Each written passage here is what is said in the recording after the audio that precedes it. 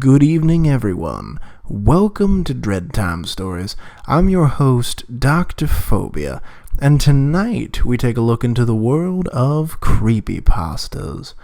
Before we begin, as a child, were you ever fascinated by thunderstorms? The crack of the lightning, the roar of the thunder? Well, the child in this story is too. So sit back, relax, and enjoy lightning. We had just moved into a ranch house in the suburbs. Storybook neighborhood. Quiet, friendly neighbors, picket fences, the whole 9 yards. It was supposed to be a new start for me, a recently single dad and my 3-year-old son. A time to move from the previous year's drama and stress. I viewed the thunderstorm as a metaphor for this fresh start, one last show of theatrics before the dirt and the grime of the past would be washed away. My son loved it anyway, even when the power went out. It was the first big storm he'd ever seen. Flashes of lightning flooded the bare rooms of our house, imparting unpacked boxes with long, creeping shadows. He jumped and squealed as the thunder boomed. It was well past his bedtime before he finally settled down enough to go to sleep. The next morning, I found him in bed awake and smiling.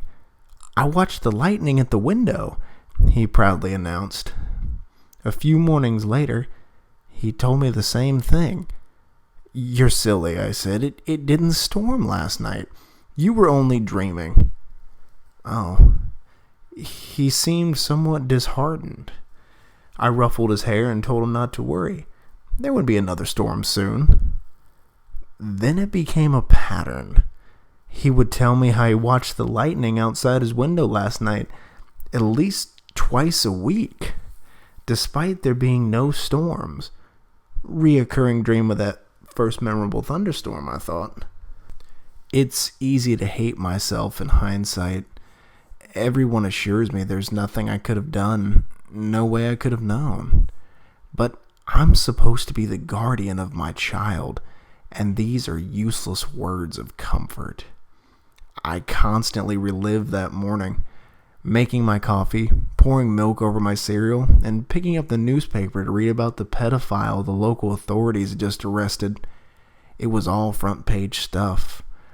Apparently this guy would select a young target, usually a boy, stake out their house for a while, and then take flash photos of them through their window while they slept. Sometimes he did more. My stomach sank as the connection was made. At the time, it was merely something from a child's imagination. In retrospect, it's the scariest thing I've ever heard. About a week before the predator was caught, my son came up to me in his pajamas. "Guess what?" he asked. "What?"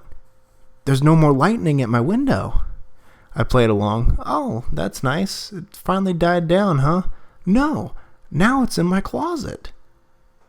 I have yet to see the photos the police have collected.